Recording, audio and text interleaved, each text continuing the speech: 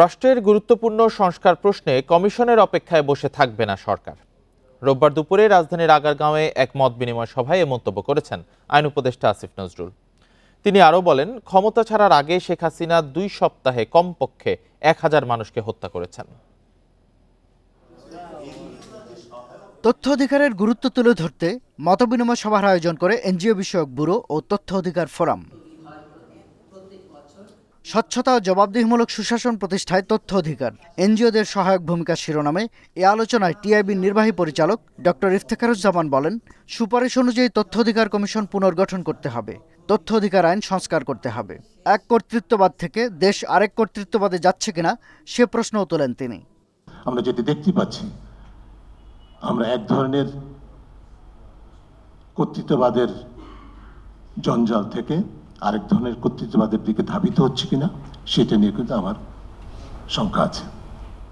এমন কথা বলা হচ্ছে আজকে 2 দিন পর হয়তো এনজিওর কাছে নির্দেশনা আসতে পারে, লিখিত বা অলিখিত, যে যারা নারী অধিকার ভিত্তিক কাজ করে, ওদের আদিবাসী অধিকার ভিত্তিক কাজ করে, জেন্ডার ডাইভার্সিটি নিয়ে কাজ করে, যারা সেক্সুয়াল ওরিয়েন্টেশনের যারা মাইনরিটি তাদের অধিকার নিয়ে কাজ করে, তাদের ফান্ড রিলিজ করা যাবে না, এই নির্দেশনা আসতে পারে। So we have to be all very careful. তথ্য অধিকার নিশ্চিতের আন্দোলন ঝিমিয়ে পড়েছে মন্তব্য করে আইন উপদেষ্টা বলেন, তথ্য অধিকার ঠিক না থাকলে কোনো অধিকারই নিশ্চিত হবে না। এখন সমস্যাটা হয়েছে কি, যখন এই আইনটা হয়, এই আন্দোলনের সাথে শাহিনা আপা কারেক্টলি বলেছে, আমি ইনভলভ ছিলাম। ঢাকার বাইরে বিভিন্ন পরামর্শমূলক সভা হয়েছে, অন্তত 2 জায়গায় গিয়েছিলাম, মনে আছে। তারপর কেন জানি আমাদের আন্দোলনটা ঝিমিয়ে গেছে। আমরা, বদিউল আলম মজুমদার ভাই কারেক্টলি বলেছে, আমরা তথ্য অধিকারকে একটা আন্দোলনে রূপান্তরিত করতে পারি নাই। আপনাদের একটা জিনিস বলে দেই যে আপনারা সংস্কার কমিশন হবে, বিভিন্ন বিষয়ে সংস্কার কমিশন রিপোর্ট দিবে, আমরা কিন্তু এই জন্য বসে থাকবো না। যে সমস্ত ক্ষেত্রে এখনই সংস্কার সম্ভব সেই সমস্ত ক্ষেত্রে আমরা আগেই করে ফেলবো। আগের সরকার বাংলাদেশে এক জঘন্য শাসনের উদাহরণ তৈরি করেছে মন্তব্য করে আসিফ নজরুল বলেন, শেখ হাসিনা 2 সপ্তাহে অন্তত 1000 মানুষ হত্যা করেছেন। শাহাদাত স্বপন, ইন্ডিপেন্ডেন্ট নিউজ, ঢাকা। সংবিধান সংশোধন করার অধিকার শুধুমাত্র নির্বাচিত রাজনৈতিক সরকারের আছে বলে মন্তব্য করেছেন বিএনপির স্থায়ী কমিটির সদস্য অবসরপ্রাপ্ত মেজর হাফিজউদ্দিন আহমেদ। রোববার দুপুরে ঢাকা রিপোর্টার্স ইউনিটি ডিআরইউতে আয়োজিত এক আলোচনা সভায় একথা বলেন তিনি। দেশের সামগ্রিক রাজনৈতিক পরিস্থিতি নিয়ে এই আলোচনা সভার আয়োজন করে জাতীয়তাবাদী মুক্তিযোদ্ধা দল। সভায় ছাত্র জনতার আন্দোলনে যারা শহীদ ও আহত হয়েছেন তাদের পরিবারের জন্য বীর ভাতা দেওয়ার দাবি জানিয়েছেন অবসরপ্রাপ্ত মেজর হাফিজউদ্দিন আহমেদ। বলেন, এই অন্তর্বর্তী সরকারের অনেকে 111 সরকারের সাথে জড়িত ছিল, তাদের বিষয়ে সতর্ক হওয়া উচিত।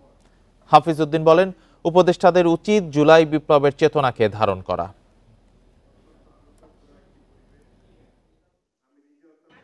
এই দেশে সংবিধান সংশোধন করার অধিকার একমাত্র নির্বাচিত জনপ্রতিনিধিদের, এই কথাটি ভুলে যাবেন না। যতই পিএইচডি ডিগ্রি থাকুক, এটা দিয়ে আপনার সংবিধান সংশোধন করতে পারবেন না। আপনার সুপারিশমালা দিতে পারেন, রাজনৈতিক দল সমূহের সাথে আলাপ আলোচনা করে দেখতে পারেন, রাজনৈতিক দল যদি গ্রহণযোগ্য মনে করে এটি তাদের নির্বাচনী ইশতেহারে দিয়ে জনগণের ম্যান্ডেট তারা নিয়ে নেবেন। জাহাঙ্গীরনগর বিশ্ববিদ্যালয়ের সাবেক ছাত্রলীগ নেতা শামীম মোল্লা হত্যা মামলায় এজাহারভুক্ত আরও এক আসামিকে গ্রেপ্তার করেছে পুলিশ। এ নিয়ে 2 জনকে গ্রেপ্তার করা হলো। রাতে রাজধানীর উত্তরা থেকে তাকে গ্রেপ্তার করে আশুলিয়া থানা পুলিশ। গ্রেপ্তার সাইফুল ইসলাম হত্যা মামলার 4 নম্বর আসামি এবং বিশ্ববিদ্যালয়ের ফার্মেসি বিভাগের 52তম ব্যাচের শিক্ষার্থী। রিমান্ড আবেদন সহ তাকে দুপুরে আদালতে পাঠানো হবে জানিয়ে পুলিশ বলছে, হত্যা মামলার বাকি আসামিদের গ্রেপ্তারে অভিযান চলছে। 18 সেপ্টেম্বর জাহাঙ্গীরনগর বিশ্ববিদ্যালয় ক্যাম্পাসে একদল শিক্ষার্থী শামীম মোল্লাকে পিটিয়ে গুরুতর আহত করে। পরে তাকে আশুলিয়া থানা পুলিশের কাছে সোপর্দ করা হয়। আহত শামীম মোল্লাকে হাসপাতালে নিয়ে গেলে চিকিৎসক মৃত ঘোষণা করেন। এ ঘটনায় 8 শিক্ষার্থীকে সাময়িক বহিষ্কার করে আশুলিয়া থানায় তাদের বিরুদ্ধে হত্যা মামলা করেছে বিশ্ববিদ্যালয়ের কর্তৃপক্ষ। শামীম মোল্লা হত্যা মামলার একজন আসামি সাইফুল ইসলামকে আমরা এই পুলিশ তদন্ত এবং এই মামলার আয়ু অলোক কুমারদের নেতৃত্বে ঢাকার ডিএমপি থেকে তাকে গ্রেপ্তার করতে সক্ষম হয়েছে। সমবায় ব্যাংকের 12,000 ভরি স্বর্ণের হদিস মিলছে না, যার বর্তমান বাজার দর প্রায় 163 কোটি টাকা। রোববার কুমিল্লায় পল্লী উন্নয়ন একাডেমিতে এলজিআরডি উপদেষ্টা জানান, এ বিষয়ে অনুসন্ধান শেষে ব্যাংকের 7 কর্মকর্তার বিরুদ্ধে চার্জশিট দিয়েছে দুদক। তবে সমবায় ব্যাংকের কর্মকর্তারা জানান, নারায়ণগঞ্জ কোঅপারেটিভ লিমিটেড নামে একটি প্রতিষ্ঠান এ স্বর্ণ লোপাট করেছে। তাদের বিরুদ্ধে মামলাও করা হয়েছে। সমবায় ব্যাংকের মতিঝিলের এই শাখা থেকে 2020 সালে 4 মাসে 12,000 ভরি স্বর্ণ উধাও করে দেয় নারায়ণগঞ্জ কোঅপারেটিভ ক্রেডিট লিমিটেড নামে একটি প্রতিষ্ঠান। এমন অভিযোগে 2021 সালে প্রতিষ্ঠানটির বিরুদ্ধে মামলা করে সমবায় ব্যাংক। ব্যাংকের এক কর্মকর্তা জানান, নারায়ণগঞ্জ কোঅপারেটিভ ক্রেডিট লিমিটেড গ্রাহকের 12,000 ভরি স্বর্ণ জমা রাখে সমবায় ব্যাংকের ভল্টে। পরে ভুয়া কাগজপত্র বানিয়ে ব্যাংকের ভল্ট থেকে স্বর্ণ নিয়ে যায় কোম্পানিটি। ব্যাংকের যে টাকাটা ব্যাংকের টাকা দিয়ে নিতে, তার জন্য এখানে যখন তারা ছিল ওই সেকশন তারা চালাইতো, তারা এটা অন দ্য স্পটে বুঝতে পারে নাই। কারণ কাস্টমার দিতেছে, টাকা নিতেছে, আমার গোল্ড নিতেছে, টাকা দিতেছে, গোল্ড দিয়ে ক্লিয়ারেন্স হয়, গোল্ড নিয়ে দিতেছে, টাকা দিতেছে। এই জন্য তখন এটা আদৌ কি ঋণ গ্রহীতা নিতেছে না অন্য কেউ নিতেছে, তখন তো অন দ্য স্পটে বুঝে নেয়। এলজিআরডি উপদেষ্টা হাসান আরিফ রোববার কুমিল্লার এক অনুষ্ঠানে 12,000 ভরি স্বর্ণ লোপাটের ঘটনা জানান। বলেন, বিষয়টি তদন্ত করছে দুদক। তদানীন্তন মার্কেট প্রাইসে এটাকে বিক্রি করা হয়েছিল এবং সেই ব্যালেন্স টাকাটাও আর ব্যাংকের খাতে জমা পড়েনি। দুদকের কাছে এই বিষয়টা তুলে ধরা হয়েছে আর কি। তারা হয়তো তদন্ত করে যেটা পাবে, যারা এখানে কালপিট তাদের চেহারাটা বেরিয়ে আসবে আর কি। এ ঘটনার সাথে যুক্ত থাকার অভিযোগে সমবায় ব্যাংকের 7 জন কর্মকর্তাকে আসামি করে মামলা করে দুদক। 2021 সালে অক্টোবরে চার্জশিট দেয় সংস্থাটি। Shafil Alam Sujan, independent news, Dhaka. সাবেক প্রধানমন্ত্রী শেখ হাসিনার ছেলে সজীব ওয়াজেদ জয়কে হত্যা চেষ্টার মামলায় আজ ঢাকার চিফ মেট্রোপলিটন ম্যাজিস্ট্রেট আদালতে আত্মসমর্পণ করবেন সাংবাদিক শফিক রেহমান। এ বিষয়ে শফিক রেহমানের আইনজীবী জানান, স্বরাষ্ট্র মন্ত্রণালয়ের শর্ত অনুযায়ী সাংবাদিক শফিক রেহমান আদালতে আত্মসমর্পণ করবেন, তাই তাকে কারাগারে যেতে হবে না। এর আগে রোববার দুপুরে স্বরাষ্ট্র মন্ত্রণালয়ের প্রজ্ঞাপনে সাবেক প্রধানমন্ত্রী শেখ হাসিনার ছেলে সজীব ওয়াজেদ জয়কে হত্যা চেষ্টার মামলায় সাংবাদিক শফিক রেহমান ও প্রবাসী ব্যবসায়ী মিজানুর রহমান ভূঁইয়ার সাজা 1 বছরে স্থগিত করা হয়। এতে বলা হয়, আদালতে আত্মসমর্পণ করে আপিল করার শর্তে তাদের দুজনের সাজা 1 বছরের জন্য স্থগিত করা হয়েছে। জয়কে হত্যা চেষ্টার মামলায় গত বছরের 17 আগস্ট দৈনিক আমার দেশের ভারপ্রাপ্ত সম্পাদক মাহমুদুর রহমান ও সাংবাদিক শফিক রেহমান সহ 5 জনকে 7 বছর করে কারাদণ্ড দেয় আদালত।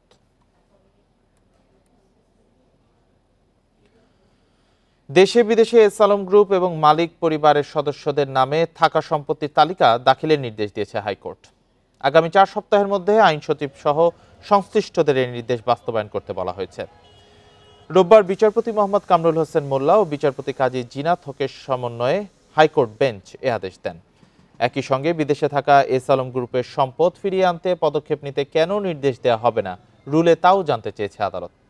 গেল 18 সেপ্টেম্বর এস আলম গ্রুপ এবং প্রতিষ্ঠানটির সব সম্পত্তি স্থানান্তর বা বিক্রির উপর নিষেধাজ্ঞা চেয়ে রিটটি করেন আইনজীবী ব্যারিস্টার মোহাম্মদ রুকুনুজ্জামান। সম্পত্তির একটা তালিকা তাদের নাম, পরিবারের নামে এবং এস আলম গ্রুপ শেয়ার হোল্ডারদের নামে যা যা আছে সমস্ত স্থাবর সম্পত্তির একটা তালিকা চাওয়া হয়েছে। এটা 4 সপ্তাহের মধ্যে। ঝড় ও বৃষ্টি কমে আসায় তিস্তার পানি বিপদসীমার নিচ দিয়ে প্রবাহিত হচ্ছে। এর জেরে বিভিন্ন নিচু এলাকা থেকে পানি নামতে শুরু করেছে। পানি উন্নয়ন বোর্ড জানিয়েছে, তিস্তার পানি ডালিয়া পয়েন্টে 45 সেন্টিমিটার ও কাউনিয়া পয়েন্টে 6 সেন্টিমিটার নিচ দিয়ে প্রবাহিত হচ্ছে। এদিকে টানা 2 দিনের বন্যায় লালমনিরহাট ও নীলফামারীর নদী তীরবর্তী নিচু এলাকা প্লাবিত হয়েছে। ডুবে যায় ধান ও সবজির ক্ষেত। তবে পানি নামতে থাকায় ফসলের ক্ষতি হবে না বলছে কৃষি বিভাগ। পানি নামছে রংপুরের গঙ্গাচড়া, কাউনিয়া ও পীরগাছা উপজেলার নিচু এলাকা থেকেও।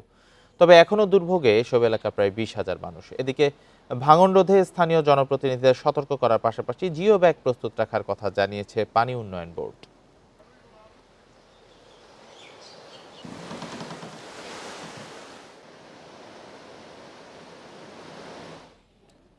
তিস্তাপাড়ের আরো খবর জানাতে রংপুর থেকে যুক্ত হয়েছেন সহকর্মী নজরুল ইসলাম।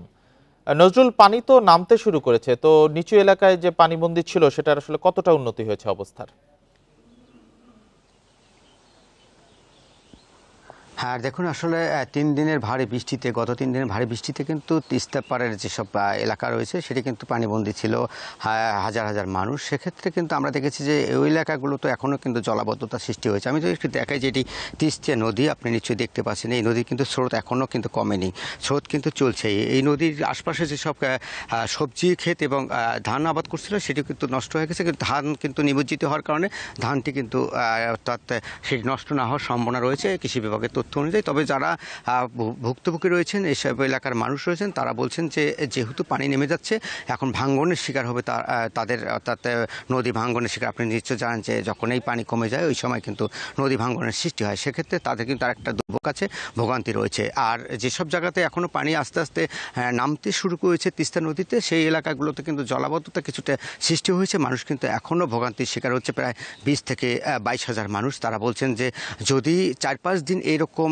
আকাশ ভালো থাকে কিংবা রোদ থাকে, তাই সেক্ষেত্রে তাদের জলাবদ্ধতা সৃষ্টি থেকে দূর হবে এবং তাদের ভোগান্তি থেকে দূর হবে সেটি বলছেন। তবে এখন পর্যন্ত আমরা যেটা দেখেছি যে রংপুরের কিন্তু কাউনিয়া, গঙ্গাছড়া, পীরগাছার যেসব এলাকা রয়েছে সেই সব এলাকাতে মানুষগুলো কিন্তু তারা ভোগান্তির শিকার হচ্ছেন এবং দুর্ভোগের শিকার হচ্ছেন। অনেক রাস্তাঘাট কিন্তু অর্থাৎ পানির নিচে তলিয়ে যাওয়ার পরে কিন্তু সেটা ভেঙে গেছে, এর ফলে কিন্তু মানুষ কিন্তু রাস্তা দিয়ে চলাচল করতে পারছে না। আমরা যখন সকালেই এইসব এলাকায় গিয়েছি এবং আসছি, সেখানে আমরা দেখেছি যে রাস্তা দিয়ে কিন্তু চলাচল করা একেবারে অনুপযোগী হয়ে পড়ছে। তারা বলছেন যে অর্থাৎ সড়ক ভবনের পক্ষ থেকে এবং এলজিডির পক্ষ থেকে যদি এইসব রাস্তা এখন আবার সংস্কার করা হয় তাহলে তারা কিন্তু চলাচল করতে পারবে। যারা বাড়িঘরে ছিলেন তাদের বাড়িঘর কিন্তু পানিতে তলিয়ে যাওয়ার ফলে কিন্তু সেখানে অনেক ক্ষয়ক্ষতি হয়েছে, তাদের যে আসবাবপত্র সেটি কিন্তু নষ্ট হয়ে গেছে।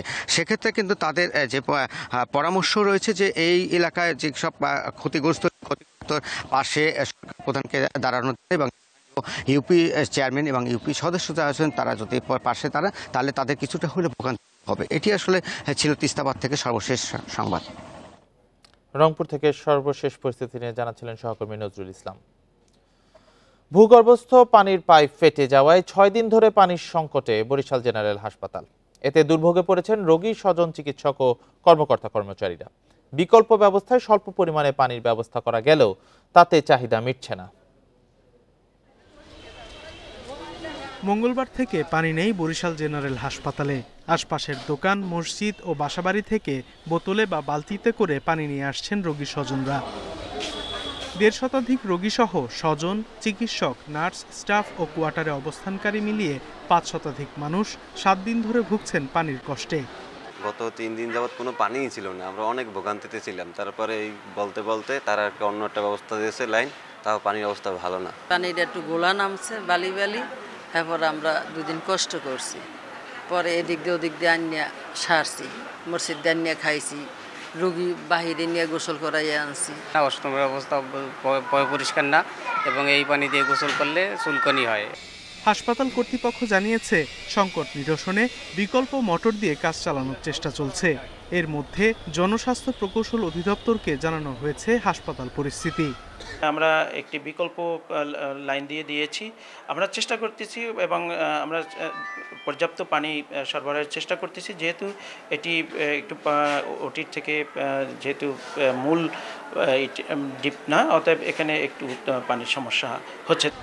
সমস্যার স্থায়ী সমাধানে নতুন গভীর নলকূপ স্থাপনের দাবি ভুক্তভোগীদের। Independent news. 24 ঘন্টায় ডেঙ্গু আক্রান্ত হয়ে আরও 8 জনের মৃত্যু হয়েছে, যা এবছরে একদিনে সর্বোচ্চ প্রাণহানির রেকর্ড। এ নিয়ে চলতি বছর মোট মৃতের সংখ্যা দাঁড়ালো 158 জনে। রোববার স্বাস্থ্য অধিদপ্তরের বিজ্ঞপ্তিতে এসব তথ্য জানানো হয়েছে। এতে আরও বলা হয় 24 ঘন্টায় ডেঙ্গু আক্রান্ত হয়ে নতুন করে হাসপাতালে ভর্তি হয়েছেন আরও 1221 জন। বর্তমানে সারা দেশে হাসপাতালে ভর্তি রোগীর মধ্যে ঢাকা দক্ষিণ সিটিতে 228 জন এবং উত্তর সিটিতে 206 জন, আর নিহতদের মধ্যে 5 জনই ঢাকার দক্ষিণ সিটির। বাকি 3 জনের মধ্যে 1 জন ঢাকা উত্তরের এবং অন্য 2 জন বরিশাল ও খুলনা বিভাগের। 24 ঘন্টায় হাসপাতাল থেকে ছাড়া পেয়েছেন 1090 জন, মোট ছাড়পত্র পেয়েছেন 26,331 জন।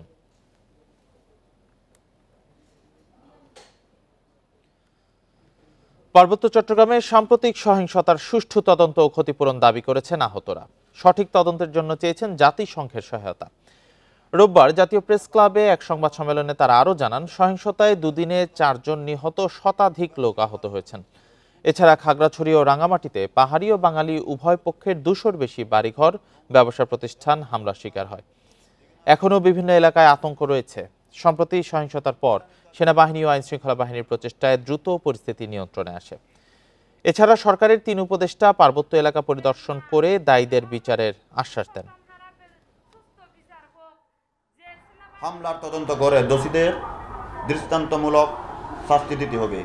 আহতদের পরিবার, ক্ষতিগ্রস্ত ঘরবাড়ি এবং ব্যবসা প্রতিষ্ঠানের মালিকদের পর্যাপ্ত ক্ষতিপূরণ দিতে হবে। 1 অক্টোবর থেকে আশুলিয়ায় শ্রমিকদের সরকার নির্ধারিত মূল্যে টিসিবির পণ্য দেওয়া হবে, জানিয়েছেন শ্রম উপদেষ্টা আসিফ মাহমুদ। বিকেলে সচিবালয়ে এক অনুষ্ঠানে সাংবাদিকদের এ কথা জানান তিনি। উপদেষ্টা বলেন, টিসিবির আওতায় আসবে প্রায় 40 লাখ শ্রমিক। শ্রমিকদের রেশন দেওয়ারও কাজ চলছে বলে জানান শ্রম উপদেষ্টা। গত মঙ্গলবার শ্রমিক অসন্তোষের প্রেক্ষিতে শ্রমিক পক্ষ এবং মালিক পক্ষের যৌথ বিবৃতিতে শ্রমিকদের 18 দফা দাবি মেনে নেওয়ার কথা উল্লেখ করেন শ্রম সচিব। এর আগে ন্যূনতম মজুরি, রেশন, বেতন বোনাস বাড়ানো সহ বিভিন্ন দাবিতে কর্মবিরতি পালন করে পোশাক শ্রমিকরা। আইন আছে, কিন্তু সেটার প্রকৃত বাস্তবায়ন আমরা দেখিনি বিগত সময়গুলোতে। আমরা সেই বাস্তবায়নগুলো করতে চাই এবং এটা যেহেতু শ্রমিকদেরই অর্থ, কোম্পানিগুলো এখানে অংশগ্রহণের মাধ্যমে এটা আমাদের কাছে আমানত হিসেবে রাখে। আমরা সেটাকে সঠিকভাবে জবাবদিহিতা এবং স্বচ্ছতার ভিত্তিতে শ্রমিকদের কাছে পৌঁছে দিতে চাই। সাংবাদিকদের বিরুদ্ধে হয়রানিমূলক মামলা প্রত্যাহারের দাবি জানিয়েছেন নেতারা। রোববার দুপুরে ঢাকা রিপোর্টার্স ইউনিটিতে মানববন্ধন থেকে দাবি জানানো হয়। সাংবাদিকদের অভিযোগ, অরিয়ন গ্রুপের দুর্নীতি নিয়ে অনুসন্ধানী সংবাদ করায় ইন্ডিপেন্ডেন্ট টেলিভিশন ও দেশ টিভির প্রতিবেদকদের বিরুদ্ধে হয়রানিমূলক মামলা করা হয়েছে। বিদ্যুৎ কেন্দ্র ও গুলিস্তান ফ্লাইওভারের দুর্নীতির খবর প্রকাশ করায় ইন্ডিপেন্ডেন্ট টেলিভিশন ও দেশ টিভির বিরুদ্ধে 4টি মামলা করেছে ওরিয়ন গ্রুপ। 2টি টেলিভিশনের প্রতিবেদকের বিরুদ্ধে হয়রানিমূলক মামলার প্রতিবাদে মানববন্ধন করেছে ডিআরইউ। এতে বিভিন্ন গণমাধ্যমের সাংবাদিক ও সংগঠনের নেতারা অংশ নেন। মানববন্ধনে সাংবাদিকরা অভিযোগ করেন, প্রভাবশালীরা সবসময়ই গণমাধ্যমের কণ্ঠরোধ করার চেষ্টা করেছে, কিন্তু সফল হয়নি। নতুন বাংলাদেশের এই উদয় পথে কেন এই মামলা, যে মামলাগুলো সাংবাদিকদেরকে সত্য প্রকাশ করার ক্ষেত্রে বাধা দেওয়া হচ্ছে, ভয় দেখানো হচ্ছে। সাংবাদিক নেতাদের সাফ কথা, মামলা দিয়ে সাংবাদিকদের রোখা যাবে না। যদি কেউ রিপোর্টের বিরুদ্ধে কোনো কথা থাকে তাহলে এটার নিয়ম রয়েছে। আপনারা রিজয়েন্ডার দিতে পারেন, আপনারা প্রেস কাউন্সিলে যেতে পারেন, কিন্তু এই মামলা কিসের ইঙ্গিত বহন করে? অবিলম্বে এই দুর্নীতিবাজদেরকে ধরতে হবে। ওরিয়ন গ্রুপ কোথা থেকে এসেছে? তাদের এত সাহস কোথা থেকে আসলো যে সংবাদকর্মীদের বিরুদ্ধে মামলা করে? তাদের দুর্নীতি প্রকাশ করার পরে অবিলম্বে মামলা তুলে না নিলে কঠোর আন্দোলনের হুঁশিয়ারি দেন সাংবাদিক নেতারা। যে প্রতিষ্ঠান মামলা করেছে, অবাক করার বিষয় হচ্ছে এই প্রতিষ্ঠান আসলে এই দেশে দুর্নীতির প্রতীক বলা যায়। এই দেশে একটি ব্যাংক ছিল, ওরিয়েন্টাল ব্যাংক। আপনারা খোঁজেন যে এই ব্যাংকটা এখন কোথায় আছে, কোথায় গেল? একটি ব্যাংক গিলে খেয়ে ফেলেছিল। সেই প্রতিষ্ঠানের কর্মকর্তারা এখন এই সময় এসে, মালিকরা এই সময় এসে সংবাদকর্মীদের বিরুদ্ধে মামলা করে। রিপোর্টাররা দেশের জন্য কাজ করে, তারা প্রফেশনাল রিপোর্ট করে, তাদের বিরুদ্ধে মিথ্যা মামলা, হামলা করলে সাংবাদিকরা বসে থাকবে না। অন্তর্বর্তী সরকারের সময়ও গণমাধ্যমের কাজে বাধা দেয়া দুঃখজনক বলে মন্তব্য করেন সাংবাদিকরা। ওরিয়ন গ্রুপের আরো বেশ কিছু দুর্নীতির তথ্য প্রমাণ আছে, যেগুলি ধারাবাহিকভাবে। Mahmudul Hasan, independent news, Dhaka. 1 বছরের ব্যবধানে চট্টগ্রাম কাস্টমস হাউস দিয়ে আমদানি কমেছে 8% বেশি। 2023-24 অর্থ বছরের সাথে চলতি অর্থ বছরের জুলাই-আগস্ট মাসের আমদানি তথ্য বিশ্লেষণে এমন চিত্র উঠে এসেছে। সংশ্লিষ্টরা বলছেন, এলসি জটিলতা, ডলারের মূল্য বৃদ্ধি, রাজনৈতিক অস্থিরতা সহ নানা কারণে প্রভাব পড়েছে আমদানি বাণিজ্যে। চট্টগ্রাম কাস্টম হাউসের তথ্য বলছে 2023-24 অর্থ বছরের জুলাই-আগস্ট মাসের আমদানির পরিমাণ ছিল 1,43 লাখ টনের বেশি। 2024-25 অর্থ বছরে একই সময়ে এই আমদানির পরিমাণ কমে দাঁড়ায় 1,31 লাখ টন। বছর ঘুরতেই 8% বেশি কমেছে আমদানি। শুল্ক কর্মকর্তারা বলছে, সম্প্রতি ডলার ও এলসি জটিলতার পাশাপাশি ব্যাংকিং খাতে অস্থিরতা সামগ্রিক আমদানি বাণিজ্যে প্রভাব ফেলেছে। বিভিন্ন পরিস্থিতির কারণে, দেশের অভ্যন্তরীণ পরিস্থিতির কারণে ব্যাংক কিছুদিন বন্ধ ছিল। এলসি যদি আপনার ওপেন না হয় সেক্ষেত্রে তো এটা আমদানির পরিমাণটা কমে আসবে। আমদানি সংশ্লিষ্টরা বলছে বৈশ্বিক অস্থির পরিস্থিতির প্রভাব পড়েছে অর্থনীতিতে। এছাড়া দেশের শিল্প খাতে আমদানি ঠিক থাকলেও বাণিজ্যিক খাতে পণ্য আমদানিতে ব্যবসায়ীরা উৎসাহ দেখাচ্ছে না। ইন্ডাস্ট্রিয়াল ইম্পোর্ট কিন্তু কমেনি, আপনি খেয়াল করবেন, কমেছে কিন্তু কমার্শিয়াল ইম্পোর্ট। তো যেটা হয়তো এরকমও হতে পারে যে অনেক আমদানিকারক এখন আর আমদানি করতে পারছেন না, রুগ্ন হয়ে গেছেন, ব্যাংকের টাকা দিতে পারছেন না, নতুন করে এলসি হচ্ছে না। রেড সির কারণে আমাদের যেখানে বিদ্রোহীদের আক্রমণের ফলে জাহাজের গড় 11 দিন গড় বেড়ে গেছে, এইসব বিভিন্ন কারণেই কিন্তু আমাদের অর্থনীতিতেও কিন্তু তার একটা প্রভাব কিন্তু পড়েছে। চট্টগ্রাম কাস্টম হাউস দিয়ে দেশের আমদানি রপ্তানি বাণিজ্যের 92% পরিচালিত হয়। অনুপম শীল, ইন্ডিপেন্ডেন্ট নিউজ, চট্টগ্রাম। সিরাজগঞ্জের মহাসড়কে দুর্ঘটনায় মৃত্যু বাড়ছে। 6 মাসে প্রাণ গেছে 36 জনের, এর মধ্যে সেপ্টেম্বরেই নিহত হন 13 জন। গতির প্রতিযোগিতা, অবাধে 3 হুইলার চলাচল সহ নানা কারণে দুর্ঘটনা বাড়ছে বলে মনে করেন স্থানীয় মানুষজন। এগুলো কমানোর জন্য নানা তৎপরতার কথা জানিয়েছে হাইওয়ে পুলিশ।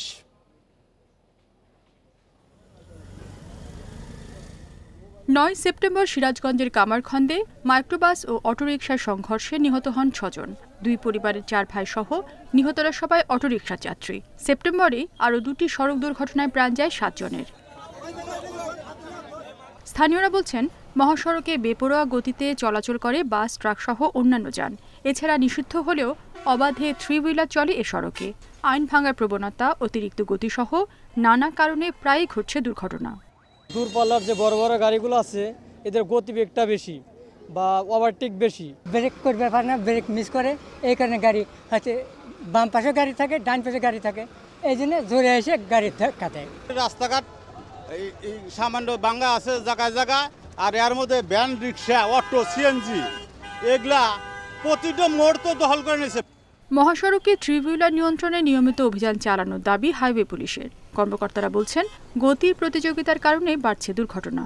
সাইড রোড থাকা সত্ত্বেও তারা মহাসড়ক কেন্দ্রে একটু দ্রুত যেতে পারে, এই করলাম। কিন্তু আমরা এই ব্যাপারে জিরো টলারেন্স নীতি অবলম্বন করছি, কিন্তু বর্তমান সিচুয়েশনে আসলে আমরা একটু ওই ব্যাপারে আমাদের এখনো নির্দেশনা আসেনি।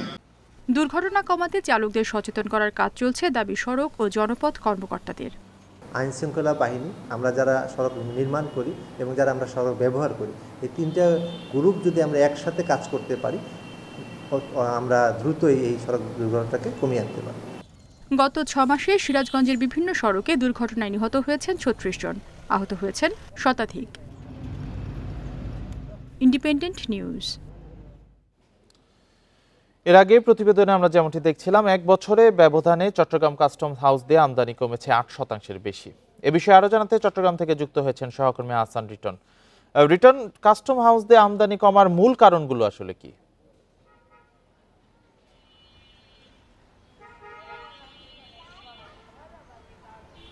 দেখুন, আপনি জানেন যে আসলে গত 1 বছরে চট্টগ্রাম যে কাস্টমস হাউস রয়েছে সেখানে 8% পণ্য আমদানি কম হয়েছে, এবং এর কারণ হিসেবে আসলে ব্যবসায়ী, কাস্টমস কর্তৃপক্ষ এবং যারা এই সংশ্লিষ্ট দপ্তরগুলোর সঙ্গে যারা জড়িত, তারা সবাই বলছে আসলে ইউক্রেন যুদ্ধের পরে সারা বিশ্বে যে একটি টালমাটাল পরিস্থিতি হয়েছিল, এর পরবর্তীতে দেখা গেছে আসলে সারা বিশ্বেই ডলার সংকট, বাংলাদেশে এলসি খোলা থেকে ব্যবসায়ীরা বিরত থাকা, সবকিছু মিলিয়ে আসলে এক ধরনের অস্থিরতা তৈরি হয়। সেই অস্থিরতার ফলে তারা আসলে পণ্য আনাটা কমিয়ে দিয়েছেন। আমরা কয়েকজন ব্যবসায়ীর সাথে কথা বলছি, তারা বলছেন যে আসলে নানা কারণে এমনিতে তারা সংকটের মধ্যে আছে, পাশাপাশি রেড সি এলাকায় যে হুতি বিদ্রোহীদের যে হামলা, সেটির কারণেও পণ্য আনা নেওয়াতে আসলে বেশ কিছুদিন বিলম্বিত হয়। ফলে তারা যে পণ্যটি আনার চিন্তা ভাবনা করছেন সেটি দেশে আনতে তাদের বাড়তি খরচের ব্যাপার আছে, বাড়তি সময়ের ব্যাপারও আছে। সঙ্গত কারণে তারা দেশে আনার পর সেই সমস্ত পণ্যর যে খরচ সেটি আসলে উঠে আসবে কিনা সেটি নিয়ে তারা সন্দিহান, ফলত পণ্য আমদানি আসলে ক্রমশ কমছে। আমরা আসলে কাস্টমস কর্তৃপক্ষের সাথে কথা বলছি, তারা বলছেন যে আসলে ডলার সংকট এবং এলসি যে জটিলতা রয়েছে এগুলোর কারণেই প্রতিনিয়ত সেটি কমছে, এবং তারা সবাই মনে করছে, অর্থাৎ বন্দর কেন্দ্রিক যে সমস্ত ব্যবসায়ী রয়েছেন কিংবা এই সংশ্লিষ্ট যারা কর্মকর্তা কর্মচারী রয়েছেন তারা সবাই মনে করছেন যে খুব দ্রুত সময়ের মধ্যে যদি এই সংকটটি থেকে উত্তরণ করা না যায় তাহলে আমদানি আরও কমবে এবং সেক্ষেত্রে আসলে দেশের অর্থনীতিতে এক ধরনের বিরূপ প্রভাব পড়তে পারে বলেও তারা সবাই মনে করছেন এবং সে কারণে তারা মনে করছেন যে সম্মিলিত একটি প্রচেষ্টার মধ্য দিয়ে যে সংকটটি তৈরি হয়েছে সেটি থেকে যাতে উত্তরণ করা যায় এবং সেটি যদি হয় যত দ্রুত হয় ততই আসলে দেশ এবং বাংলাদেশ অর্থনীতির জন্য মঙ্গল বলে সবাই মনে করছেন। তো এই হচ্ছে আমার কাছে আসলে চট্টগ্রামের কাস্টমস হাউস থেকে আমদানি কমার বিষয়ের এখন পর্যন্ত সর্বশেষ। চট্টগ্রাম থেকে জানাচ্ছিলেন সহকর্মী আহসান রিটন। শারদীয় দুর্গোৎসব ঘিরে সারা দেশে সেজে উঠেছে পূজা মণ্ডপগুলো। প্রতিমা তৈরিতে ব্যস্ত কারিগরেরা, চলছে রঙের কাজ। বন্যার আঘাত কাটিয়ে ওঠা জেলাগুলোতে এবার পূজার আয়োজন কিছুটা সীমিত। নির্বিঘ্ন ও শান্তিপূর্ণ পরিবেশে পূজা আয়োজনে মন্দির কমিটির সঙ্গে সমন্বয় করে কাজ করবে আইনশৃঙ্খলা বাহিনী। হিন্দু সম্প্রদায়ের সবচেয়ে বড় ধর্মীয় উৎসব দুর্গাপূজা ঘিরে রাত দিন প্রতিমা তৈরির ব্যস্ততায় শিল্পীরা। নানা রঙে সাজিয়ে তোলা হচ্ছে দেবী দুর্গাকে। মানিকগঞ্জে ৫ শতাধিক পূজা মণ্ডপ সাজানো হচ্ছে, চলছে প্রতিমা তৈরির কাজ। দিন রাত প্রতিদিন রাত ২টা-৩টা পর্যন্ত ডিউটি দিতে হয়, পরিশ্রম করতে হয় লোকজন নিয়ে, সে তুলনায় কোনো টাকাই পাই না। বিভিন্ন কারণে এবছর জেলায় কিছুটা কমেছে মণ্ডপের সংখ্যা। শান্তিপূর্ণভাবে উৎসব আয়োজনের নেওয়া হয়েছে সব প্রস্তুতি। আইন শৃঙ্খলার ব্যাপারে হিন্দু মহাজোট বিভিন্ন নেতৃবৃন্দদের সাথে মত বিনিময় হয়েছে। আইন শৃঙ্খলার পরিস্থিতি খুবই ভালো। আমরা আশা করছি সুন্দর মতো আমরা এবারে দুর্গাপূজা অনুষ্ঠিত করতে পারবো। বন্যার আঘাত কাটিয়ে ওঠার পর ফেনীতে থেমে নেই পূজার প্রস্তুতি। প্রতিমা তৈরির খড়, মাটি, কাঠসহ বিভিন্ন সরঞ্জামের সংকট আর খরচ মেটাতে কিছুটা বিপাকে কারিগরেরা। বন্যার কারণে সবাই ক্ষতিগ্রস্ত, এই জন্য আর কি পূজা অনেক জায়গার পূজায় আর কি সেরকম ভাবে হচ্ছে না। নির্বিঘ্নেই পূজা উদযাপনে নিরাপত্তার আশ্বাস আইন শৃঙ্খলা বাহিনীর। কাজ করবে মন্দির কমিটিও।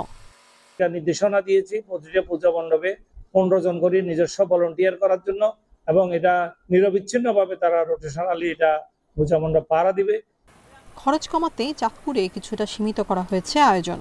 পাবনার 350 মণ্ডপের মধ্যে ঝুঁকিপূর্ণ বৃষ্টিতে বিশেষ নজরদারি থাকবে আইন শৃঙ্খলা বাহিনীর। পূজা মণ্ডপকে কেন্দ্র করে ভালো থাকে সেই নিরিখে আমরা কাজ করে যাচ্ছি এবং আমরা আমাদের নজরদারি অব্যাহত রেখেছি এবং আমরা স্থানীয় জনগণের সাথেও আমরা মত বিনিময় করেছি। এবার দেবী আসবেন দোলায় চড়ে আর কৈলাসে ফিরে যাবেন হাতির পিঠে।